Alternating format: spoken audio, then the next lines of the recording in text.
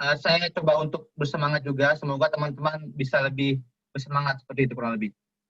Coba saya akan share.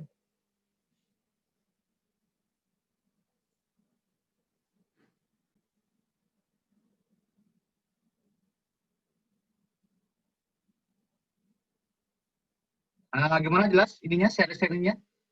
Halo? Jelas. Jelas ya? Alhamdulillah. Baik, sebelumnya sebenarnya saya coba akan sharing pengalaman saya. Sebenarnya Pak Januar ini adalah guru saya sebenarnya. Ketika saya pertama kali datang ke Korea Selatan, saya berkenalan dengan Pak Januar. Beliau memberikan arahan kepada saya karena beliau lebih senior dari saya sebenarnya, yang lebih patut untuk memberikan presentasi seperti ini.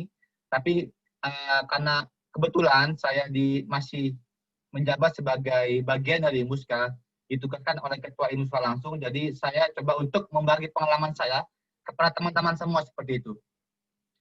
Jadi tema kita saat ini adalah, malam hari ini adalah cerdas melihat peluang, sukses meraih prestasi.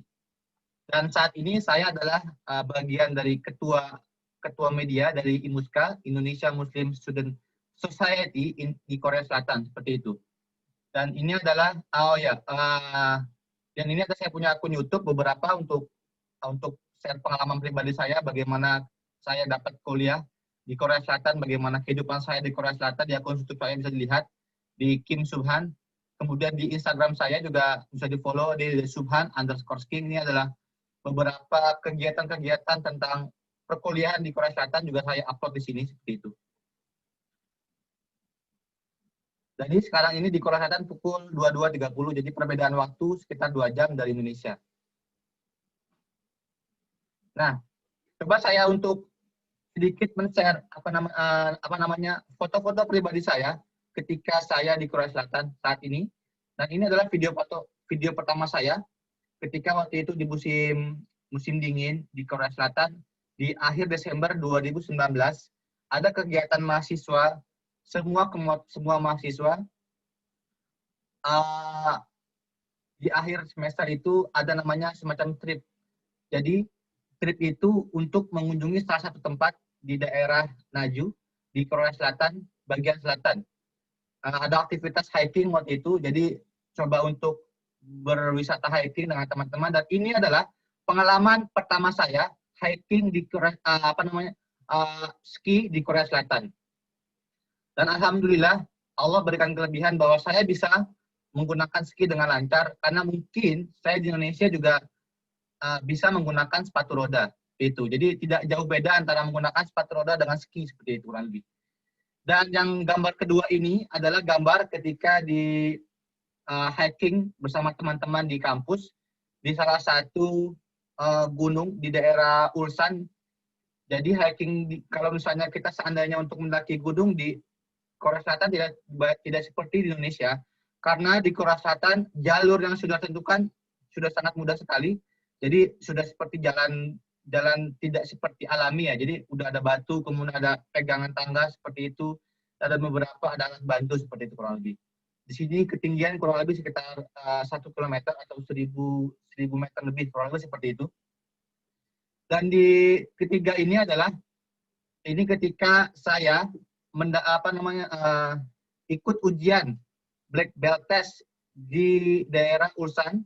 Jadi teman-teman itu bisa lihat di sini ada beberapa perbedaan muka ya. Jadi di sini ada beberapa wilayah. Jadi di KEPCO International Nuclear Graduate School itu terdiri dari beberapa bagian benua. Hampir di semua benua di seluruh dunia ikut andil dalam pertukaran pelajar atau kuliah di KIGS ini, KEPCO International Nuclear Graduate School.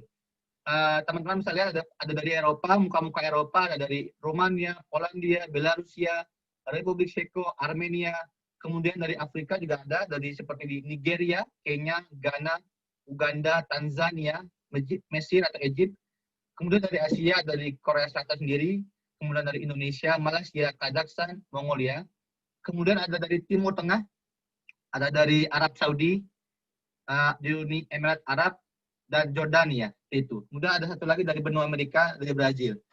Jadi di KIGS ini, di KEPCO International Nuclear Graduate School, hampir semua benua perwakilan dari setiap negara itu mengirimkan student atau mahasiswanya ke Kepko International Nuclear Graduate School. Dan teman-teman bisa lihat di gambar keempat itu ada waktu itu saya sedang menyaksikan pertandingan baseball. Jadi kalau di Korea Selatan, mungkin kalau di Indonesia yang paling menarik apa? Kira-kira sepak bola. Tapi kalau di Korea Selatan, olahraga atau sport yang paling menarik di Korea Selatan adalah baseball. Kenapa baseball? Karena ini adalah semacam pengaruh dari Amerika Serikat karena dari sejarahnya Korea Selatan perang dengan Korea Utara itu sangat dipengaruhi oleh Amerika Serikat seperti itu. Jadi di Korea Selatan ini baseball itu salah satu peringkat teratas lah untuk olahraga yang sangat digemari oleh penduduk Korea Selatan. Nah, di gambar kelima ini waktu itu kalau mungkin teman-teman masih ingat Presiden Jokowi, presiden kita pernah berkunjung ke Busan, waktu itu ke Gemcheon Village atau di daerah Busan Timur. Nah, Presiden Indonesia waktu itu mengunjungi sebuah kafe di Korea Selatan dan teman-teman bisa melihat ini adalah tempat yang sama dengan Presiden Indonesia waktu itu. Jadi saya coba mengambil angle yang tepat, coba untuk berada di posisi yang tepat ketika Presiden Indonesia ini tanpa editing sama sekali ya. Ketika Presiden Republik Indonesia datang ke kafe tersebut, seperti itu kurang lebih. Jadi ini sedikit kisah tentang pengalaman saya di Korea Selatan seperti itu. Semoga bisa memberikan semangat dan motivasi buat teman-teman semua.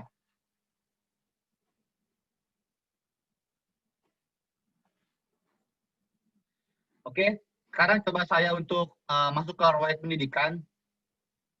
Jadi tahun 2000 sampai dengan 2003 saya masuk di sekolah negeri SMP 76 Jakarta. Kalau teman-teman tahu, itu sekolah di Jakarta Pusat, di daerah Negara. Kemudian di tahun 2003 sampai tahun 2006, saya masuk di SMA Negeri 27 Jakarta Pusat di daerah Madani Raya. Sebenarnya dari SMA ini prestasi saya tidak begitu baik juga dan tidak bisa dibilang baik, tidak bisa dibilang buruk. Maksudnya saya dapatlah alhamdulillah 3 besar, kemudian dapat 5 besar seperti itu. Nah, harapan saya ketika saya mulai dari kelas 1 sampai dengan kelas 3, harapan saya waktu itu adalah saya masuk jalur PMDK atau jalur prestasi untuk mengikuti atau masuk seleksi di Institut Pertanian Bogor. Jadi kalau zaman saya itu ada namanya PMDK ya. Jadi seleksi masuk karena prestasi. Jadi teman-teman yang ranking 1 sampai dengan 3 atau 5 besar itu bisa masuk ke prestasi untuk masuk ke Institut Pertanian Bogor. Seperti itu kurang lebih. Nah, ala kuliah dari dari kelas 1 sampai dengan kelas 2 berjalan dengan normal, saya langsung dapat ranking 3 besar gitu kan. Tapi di kelas 3, waktu itu saya di kelas 3 IPA. Di kelas 3 IPA karena saya begitu aktif di organisasi, saya ikut OSIS, saya ikut ROHIS, saya juga waktu itu ketua pencaksilat, dan saya juga aktif di Karang Taruna, kemudian sebagai masuk di remaja masjid dan lain sebagainya. Sehingga cukup keteteran, sehingga di kelas 3 SMA di tahun pertama itu saya drop, jadi rankingnya itu ranking 10 besar lebih. Jadi saya tidak berhak untuk mengikuti seleksi masuk di PMDK atau jalur prestasi. Jadi poinnya adalah ketika saya coba berharap untuk masuk PMDK, saya gagal di situ.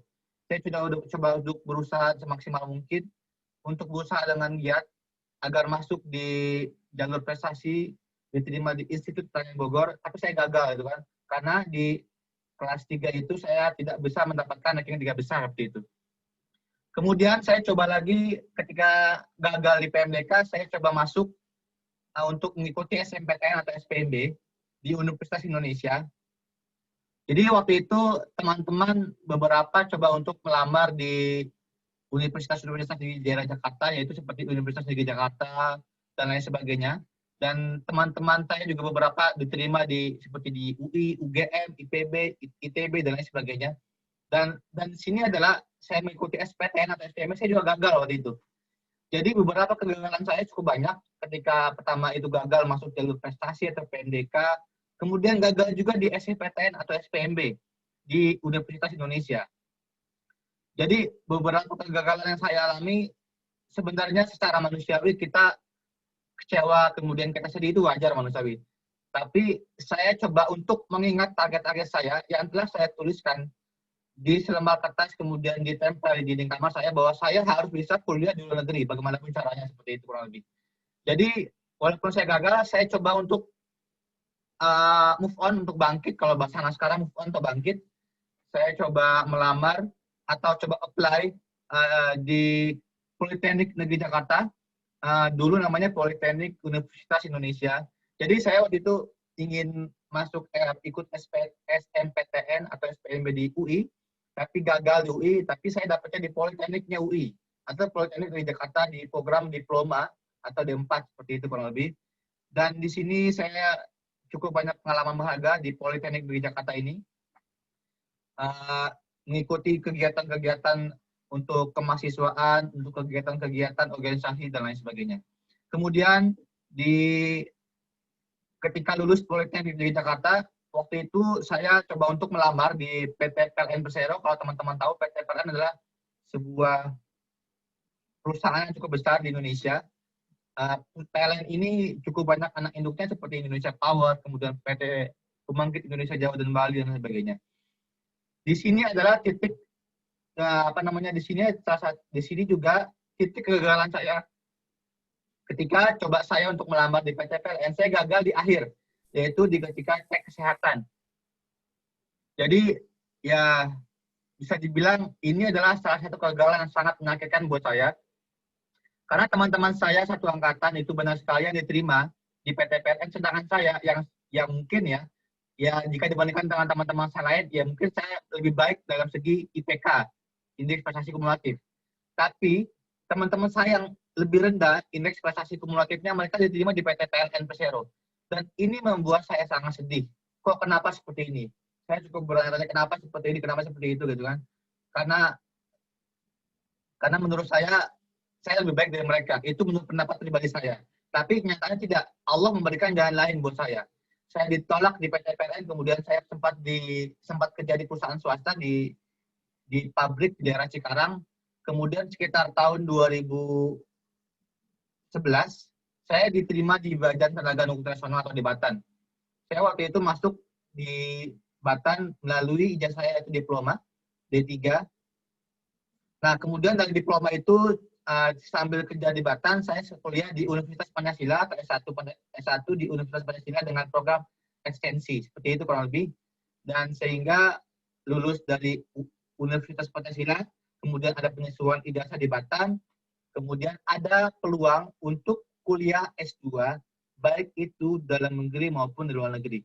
Nah, kalau misalnya teman-teman bekerja di instansi pemerintah seperti Batan, Badan Tenaga Nuklir Nasional, atau di Lembaga Ilmu Pengetahuan Indonesia atau LIPI, atau di BPPT, Badan Pengajian Penerapan Teknologi, teman-teman akan mempunyai banyak peluang untuk dapat kuliah di baik itu dalam negeri maupun kuliah di luar negeri. Kebetulan itu ada penawaran dari Kings atau KEPCO International Nuclear Graduate School untuk kuliah di luar negeri, dan coba saya ambil. Alhamdulillah dengan perjuangan saya diterima di King atau di KEPCO International Nuclear Graduate School. Jadi sebenarnya banyak sekali kegagalan-kegagalan yang saya alami dalam kehidupan saya, tetapi poinnya adalah saya tidak pernah menyerah, saya tidak pernah untuk terpuruk dalam kehidupan saya. Saya coba untuk move on, saya coba untuk meningkatkan mood saya biar bisa untuk lebih baik lagi seperti itu. Sebenarnya saya ada target lain setelah lulus dari Kings ini. Saya ingin melanjutkan kuliah saya untuk sampai dengan S3 atau sampai dengan postdoc atau mendapatkan gelar PhD. Seperti itu kurang lebih. Jadi teman-teman semua jangan khawatir, teman-teman semua bisa gagal di kehidupan teman-teman, tapi kegagalan itu jadikan pelajaran berharga buat teman-teman. Jangan sampai kegagalan itu membuat teman-teman jatuh sehingga tersungkur dalam kehidupan. Teman-teman harus bangkit dan move on. Seperti itu. Seperti yang saya alami, saya gagal di jalur prestasi PMDK sehingga saya tidak terima di IPB. Saya gagal di SNMPTN atau di SPMB, gagal masuk Universitas Indonesia. Kemudian gagal juga di PT PLN Persero diterima. Kemudian Allah ternyata memberikan jalur lain ke saya diterima di Batan. Mungkin jauh lebih baik dari PT PLN menurut Allah ya. Karena apa yang terbaik menurut kita terkadang belum tentu terbaik menurut Allah. Tapi yakinlah Allah selalu memberikan yang terbaik buat hamba-hambanya. Seperti itu. Jadi manjada wajada, jangan pernah menyerah. Nah, jadi ada lewat organisasi sedikit. Sebutkan dari Pak Januar bahwa saya pernah jadi teman-teman, poin pentingnya adalah dalam sebuah untuk pengembangan diri, teman-teman, kalau menurut saya sangat penting sekali ikut organisasi. Seperti di OSIS ini ada OSIS atau IKOSI, Ikatan OSIS di di Bekasi di zona 4. Jadi sangat bermanfaat sekali buat teman-teman untuk pengembangan potensi diri. Kenapa? Karena di organisasi kita dapat melatih leadership kita dapat melatih jiwa kepemimpinan kita dapat melatih bagaimana cara menghandle sebuah acara, bagaimana cara berkomunikasi di depan orang banyak, bagaimana cara untuk mengorganize sebuah event atau teman-teman dapat amanah, bagaimana menjalankan amanah tersebut dengan sebaik-baiknya. Dan ini adalah sangat bermanfaat sekali bagi kehidupan teman-teman. Jangan sampai teman-teman nanti ketika kuliah, teman-teman cuma kuliah, pulang. Tidak ada sama sekali untuk ikut organisasi. Sangat disayangkan karena organisasi ini akan sangat bermanfaat sekali ketika teman-teman berkecimpung di dalam dunia pekerjaan. Bahkan pun ketika teman-teman kuliah nanti. Seperti itu. Teman-teman akan merasakan hal-hal yang berbeda ketika teman-teman tidak ikut organisasi dengan teman-teman ikut organisasi. Itu sangat berbeda sekali.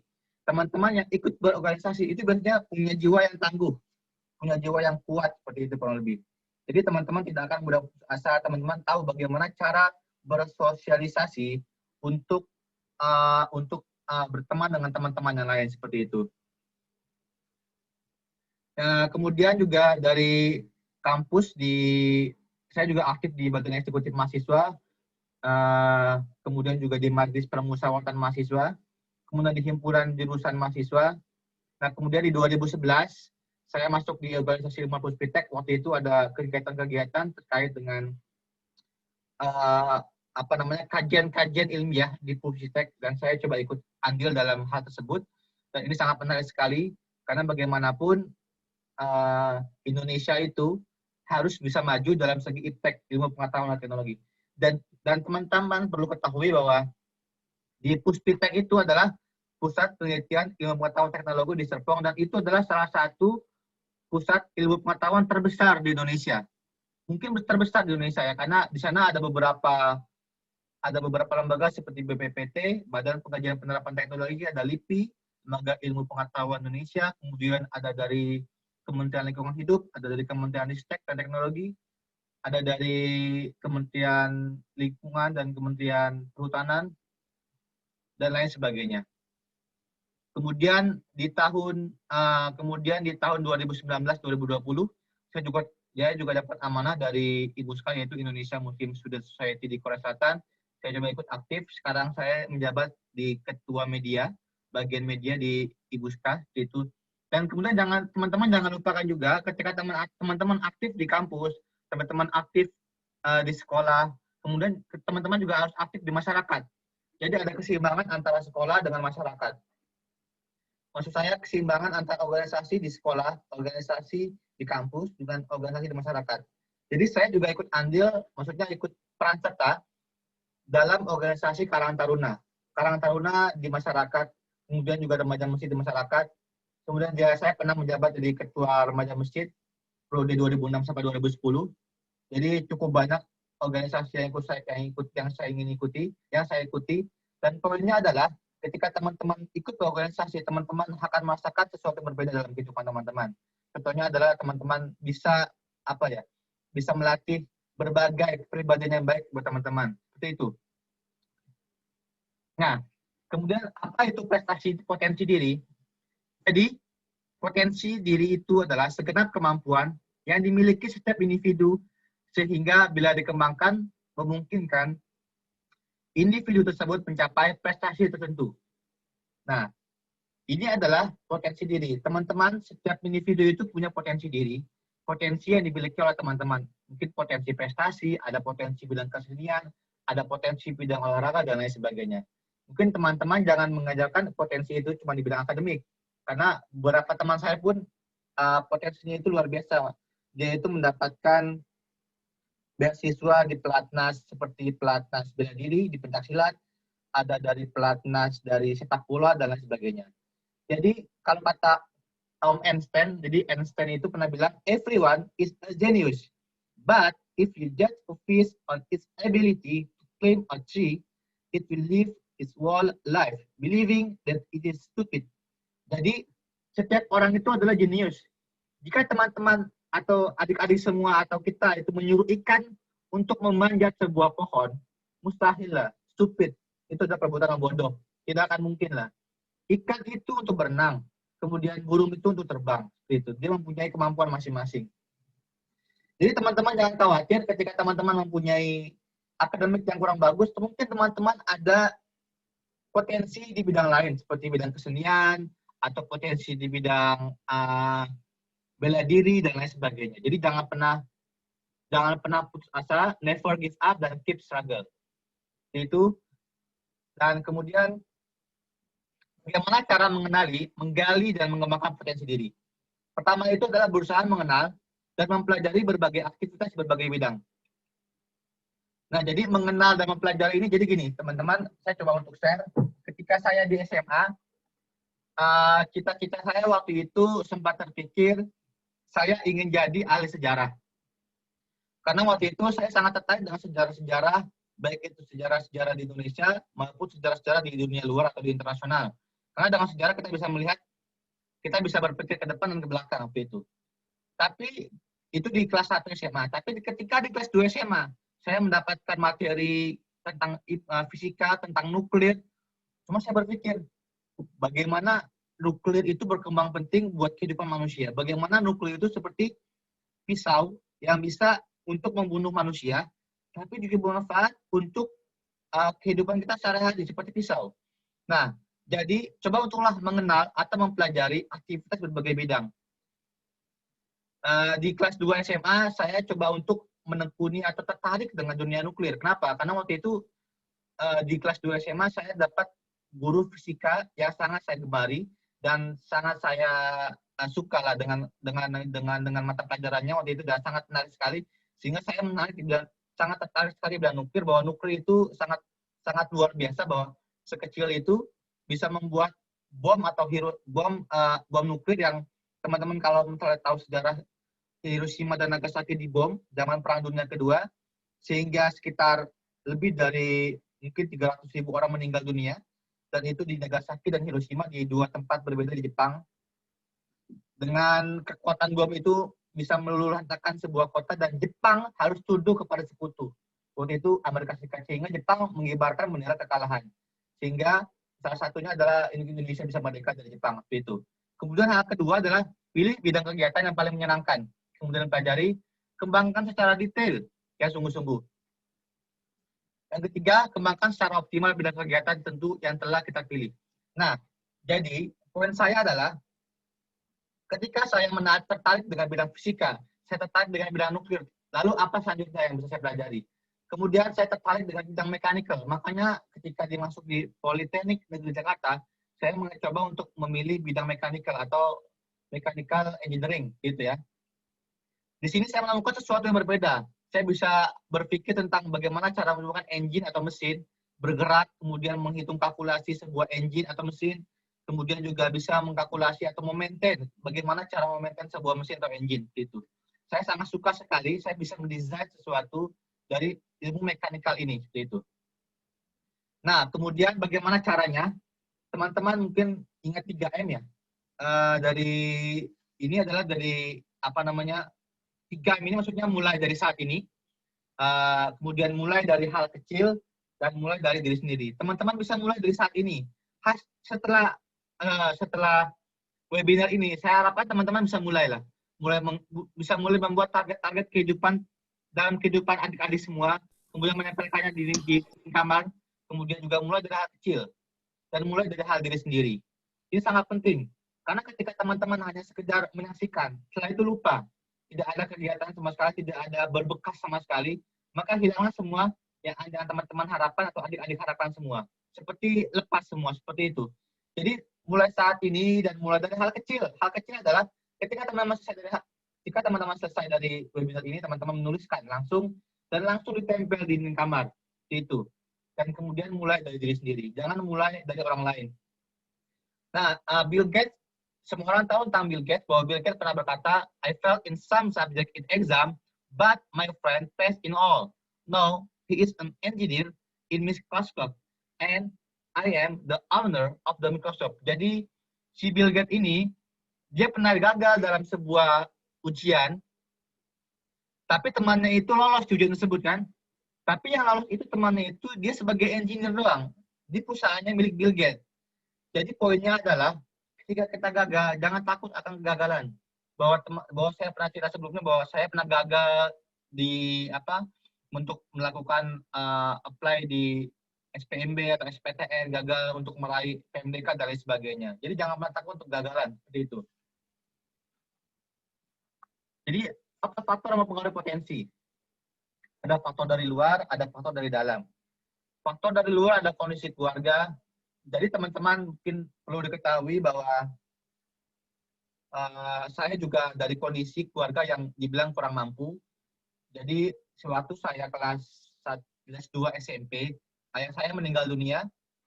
Jadi saya harus berjuang lebih ekstra keras untuk menghidupi kebutuhan saya untuk sekolah, kemudian juga untuk kehidupan sehari-hari, sedangkan ibu saya juga tidak bekerja di kantor seperti itu. Jadi saya coba untuk mandiri, untuk dari mulai SMP saya coba untuk berwirausaha dengan hasil karya saya sendiri, dengan ikut serta mungkin dengan jualan hal yang sangat dulu waktu itu. Kalau teman-teman tahu, mungkin waktu saya SMP ya itu ada semacam kayak jualan keliling, kayak jualan mungkin donat atau jualan kayak piscok ya. Mungkin sekarang sudah tidak ada ya, karena sudah teralihkan sama zaman sudah online gitu. Jadi saya coba untuk membantu kondisi keluarga saya waktu itu, karena ayah saya sudah meninggal dan saya tidak mempunyai cukup uang lah untuk melanjutkan sekolah. Tapi kuliah alhamdulillah saya berhasil dari lulus SMP sampai dengan SMA seperti itu. Dan di kondisi SMA, kemudian di SMA juga saya dapat beasiswa juga. Waktu itu beasiswa prestasi tapi tidak mampu selama 3 tahun, dari mulai kelas 1 sampai dengan kelas 3. Alhamdulillah itu cukup membantu saya dan keluarga saya, terutama untuk membayar uang sekolah itu. Kemudian ada lagi kondisi sekolah dari luar, kemudian ada di sarana dan prasarana, kemudian ada tingkat sosial ekonomi. Jadi saya sebutkan tadi bahwa tingkat sosial ekonomi sangat mempengaruhi kita. Mungkin teman-teman yang sudah mempunyai kehidupan yang bagus atau mempunyai atau keluarganya itu mampu di bidang ekonomi, bisa mungkin untuk membeli sesuatu yang bisa membantu belajar atau lain sebagainya. Dan dari luar juga ada kesempatan, gitu kan? Kesempatan ini maksudnya peluang buat teman-teman untuk bisa maju, gitu. Kemudian yang paling penting adalah potensi dari dalam. Bagaimanapun potensi kita dari luar itu hanya mempengaruhi sekian persen dalam kehidupan kita. Yang paling penting adalah potensi dari dalam atau bakat. Seperti yang saya sebutkan tadi, bahwa dari luar itu kondisi keluarga saya kurang mampu, kemudian ayah saya meninggal ketika saya masih kecil, waktu saya SMP, kemudian dan lain sebagainya. Kemudian apa sih yang bisa kita membuat berkembang adalah potensi dari dalam atau bakat atau potensi. Ini sangat penting sekali ketika teman-teman punya potensi yang baik di bidang akademik maupun di potensi di bidang prestasi lainnya. Itu mulai intelektual, ada minat, ada kebiasaan, motivasi, dan kebiasaan sangat penting sekali. Jadi teman-teman harus punya kebiasaan yang baik, seperti belajar dengan tekun, kemudian juga berbakti pada kedua orang tua, kemudian berbakti pada keluarga, kemudian teman-teman punya motivasi yang kuat bahwa saya harus berubah. Oke lah, ibu atau ayah saya hanya sampai lulusan elementary school atau lulusan SD atau lulusan SMP. Tapi saya harus lulus sampai dengan perguruan tinggi negeri atau bisa mendapatkan beasiswa sampai S2 seperti itu. Jadi teman-teman harus punya motivasi.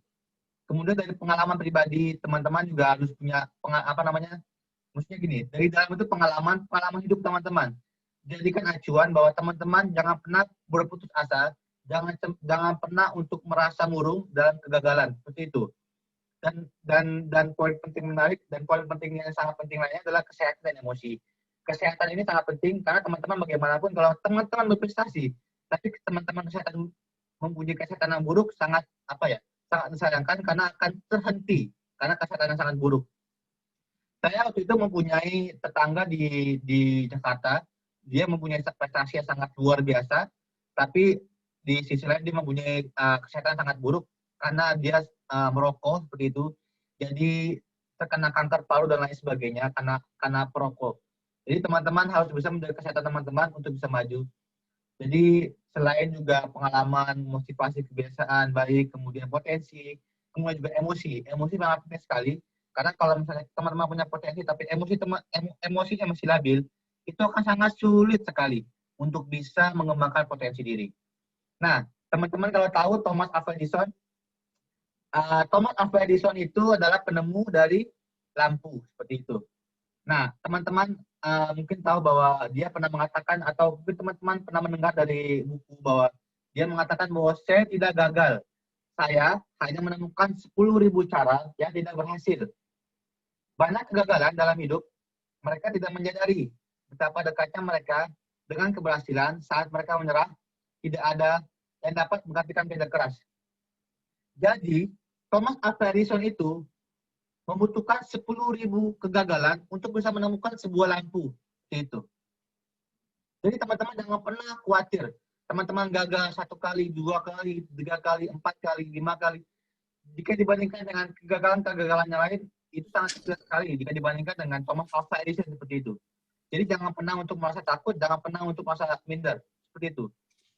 Kemudian, nah ini coba saya membuat formula sukses. Ini karena saya suka fisika.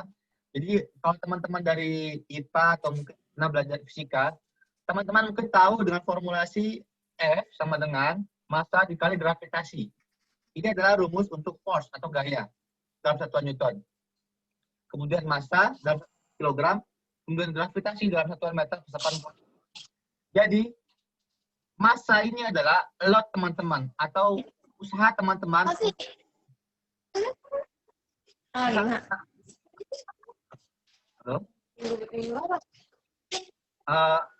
Jadi teman-teman sini massa ini adalah load atau usaha teman-teman untuk bisa memaksimalkan potensi teman-teman. Karena massa itu adalah satuannya kilogram atau massa, jadi ini adalah massa teman-teman atau usaha teman-teman untuk mendapatkan effort yang lebih. Sedangkan gravitasi adalah ketetapan. Ketetapan itu adalah konstanta mutlak yang tidak bisa dirubah. Seperti konstanta gravitasi di bumi adalah 9,81 meter per sekon kuadrat. Dan konstanta ini ibaratkan seperti ketetapan Tuhan atau takdir dari Tuhan. Jadi teman-teman intinya, seberapapun kuat teman-teman atau seberapapun teman-teman berusaha, itu adalah namanya gravitasi atau konstanta dari Tuhan Yang Maha Esa, dari Allah Subhanahu wa Ta'ala. Jadi poinnya adalah semakin besar usaha teman-teman, maka akan menghasilkan gaya yang besar dikalikan dengan gaya gravitasi. Itu. Gravitasi adalah konstanta tetap dari Allah Subhanahu wa Ta'ala 9,81. Jadi intinya teman-teman harus bisa berusaha semaksimal mungkin untuk mendapatkan gaya maksimal. Itu. Dan jangan lupa ada 5 poin penting untuk mendapatkan formula sukses. Seperti doa. Jadi teman-teman kemanapun teman-teman untuk berusaha, kemanapun teman-teman untuk mendapatkan sesuatu yang sangat berharga dalam kehidupan teman-teman, jangan lupa untuk berdoa. Karena bagaimanapun kita adalah manusia biasa yang mempunyai kelemahan. Jadi doa itu sangat penting. Doa kita sebagai manusia berdoa kepada Sang Kholik atau Sang Pencipta kita. Kemudian setelah berdoa, jangan hanya berdoa, tapi teman-teman punya usaha. Seperti itu. Usaha teman-teman maksimal semaksimal mungkin agar bisa mendapatkan hasil yang sangat baik. Seperti teman-teman lihat di formula sukses, usaha itu adalah force atau gaya. Itu. Jadi teman-teman untuk mendapatkan gaya maksimal atau usaha maksimal, teman-teman harus bisa mendapatkan massa yang maksimal. Massa itu load adalah load dari teman-teman untuk bisa berusaha tersebut. Seperti itu. Kemudian ada dari ilmu. Ilmu juga penting karena bagaimanapun tanpa ilmu manusia buta. Jadi sangat berkorelasi antara doa, usaha, dan ilmu. Kemudian ketika teman-teman sudah berusaha maksimal dengan mengkombinasikan dengan ilmu, teman-teman gagal, teman-teman bertawakal pada Allah, kepada Tuhan kita untuk menyerahkan semuanya kepada Tuhan Yang Maha Esa. Dan sesuai dengan niat. Sebenarnya saya coba untuk menyebutkan niat di awal, tapi saya lupa. Niat ini sangat penting sekali karena niat yang baik akan menghasilkan sesuatu yang terbaik. Seperti itu. Dan teman-teman tahu tentang Soichiro Honda? Nah, Soichiro Honda dia adalah founding father dari Honda. Honda di Jepang. Honda itu adalah sebuah otomotif di Jepang yang sudah mendunia. Teman-teman tahu, bahkan di Indonesia juga sudah merajai di sektor otomotif, baik itu di industri roda 4 maupun industri roda 2.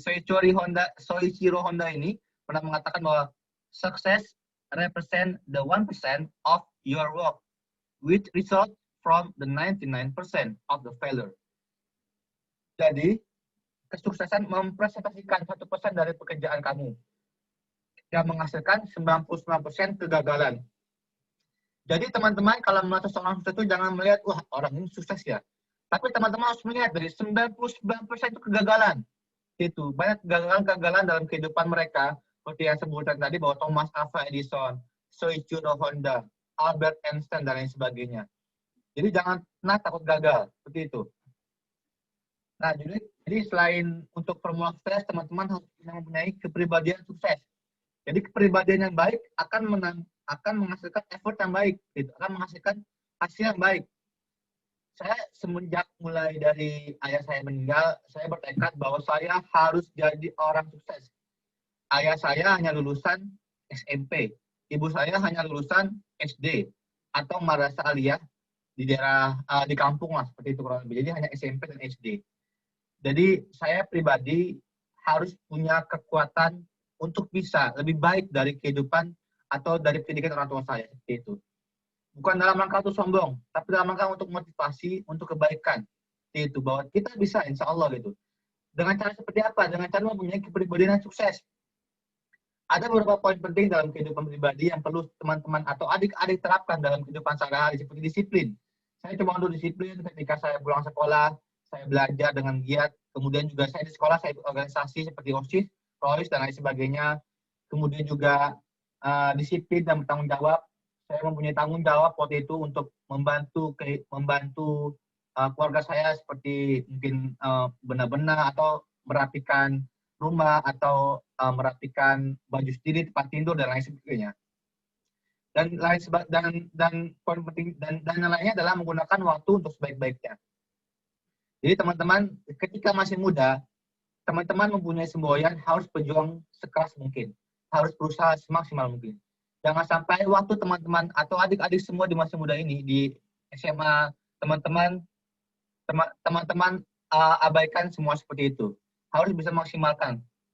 Nah, kemudian lainnya adalah tekun belajar dan berlatih.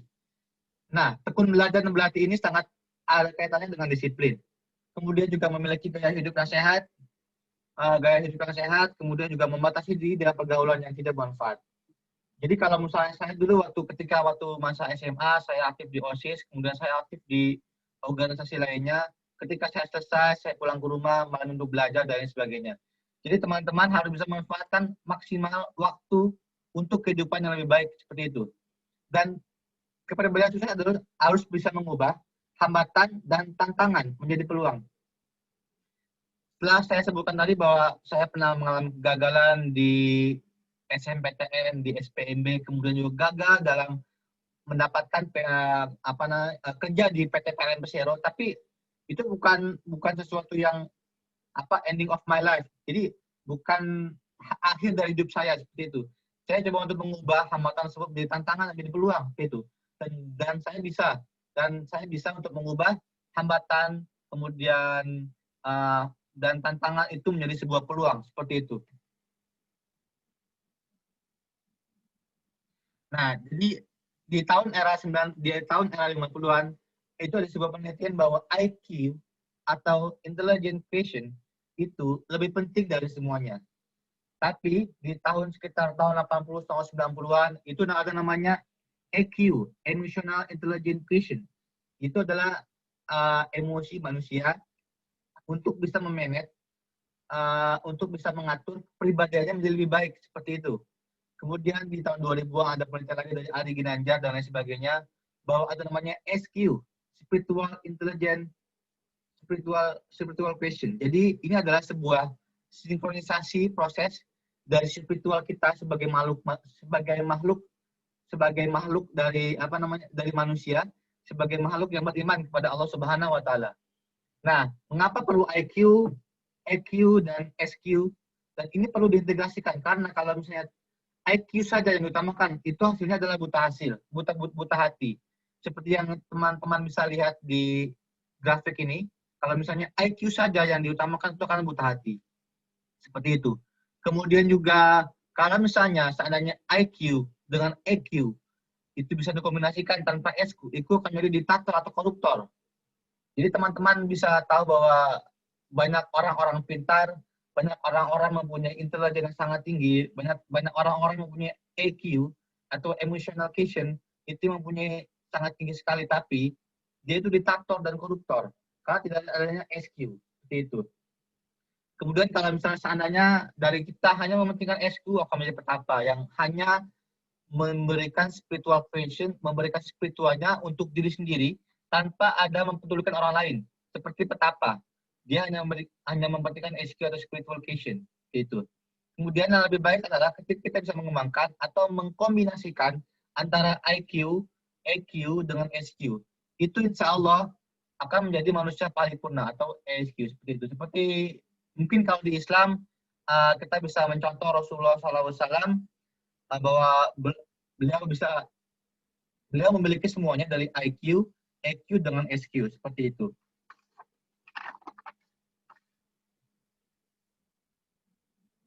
Nah, kesimpulan. Jadi ada kesimpulan sedikit. Jadi teman-teman sudah bisa melihat dari awal saya presentasi sampai dengan akhir saya presentasi bahwa poin-poin penting yang sangat penting bagi kehidupan kita adalah kita jangan pernah menyerah dalam sebuah keadaan. Setiap orang memiliki bakat dan potensi berbeda-beda. Seperti yang disebutkan oleh Om Einstein tadi bahwa kita tidak bisa menyuruh ikan untuk terbang atau menyuruh ikan untuk memanjat pohon. Karena ikan itu adalah untuk berenang. Kemudian burung itu untuk bisa terbang gitu. Jadi setiap orang mempunyai keahlian dan bakat potensi yang berbeda-beda. Jadi kalau teman-teman gagal dari potensi akademik, teman-teman jangan takut. Teman-teman mungkin bisa potensi lain di bidang seni atau mungkin di bidang lain seperti itu kurang lebih. Kemudian dengan segala keterbatasan yang dimiliki, seharusnya setiap orang mampu untuk berkembang dan menggali potensi yang ada. Jadi ketika saya sebutkan tadi bahwa saya juga bukan dari keluarga yang mampu, bahwa saya juga bukan dari keluarga yang kaya seperti itu, dan saya juga kehilangan ayah ketika saya waktu SMP kelas 2, dan itu bukan menjadi halangan buat saya untuk saya mundur, untuk saya kuliah. Bahkan ketika waktu itu saya ingin kuliah, bahkan waktu itu saya sempat menanyakan dengan ibu saya bahwa karena ibu saya tidak kerja, beliau sempat sedih karena tidak bisa meneruskan kuliah saya sampai dengan perguruan tinggi negeri, tapi saya tidak patah semangat, saya coba untuk berusaha sampai dengan mendapatkan beasiswa. Jadi di perguruan tinggi juga, alhamdulillah saya dapat beasiswa dari, dulu namanya ada beasiswa Semar, beasiswa dari kampus, itu selama 3 tahun, alhamdulillah itu cukup membantu untuk kuliah hidup dan biaya hidup saya, seperti itu. Kemudian poin ketiga, diperlukan kepribadian dan kebiasaan yang baik untuk menggapai kesuksesan. Jadi teman-teman selain itu juga harus punya kepribadian yang baik dan kebiasaan yang baik. Teman-teman bisa berlatih di organisasi seperti di OSIS, teman-teman seperti di ROHIS, teman-teman seperti di organisasi lainnya, di Persi, di Karang Taruna, dan lain sebagainya. Teman-teman bisa melatih itu, bisa melatih menjadi kepribadian yang baik. Dan poin keempat adalah, seperti saya sebutkan di awal dalam video tersebut, yang video itu adalah salah satu video yang mengubah hidup saya. Kenapa? Karena dari video itu saya coba untuk berpikir bahwa dia itu bisa, kenapa saya tidak bisa? Kita mempunyai waktu yang sama seperti itu. Kemudian saya coba untuk menuliskan target-target saya di sebuah kertas lembar, kemudian saya tempel di dinding kamar saya. Setiap hari saya lihat, setiap hari saya baca tulisan-tulisan tersebut, bahwa, dan salah satu saya masih ingat waktu itu, poin atau beberapa target yang saya ingat, saya harus bisa mendapatkan kuliah di luar negeri untuk beasiswa S2 atau S3 seperti itu. Kemudian akhirnya saya bisa berhasil seperti itu.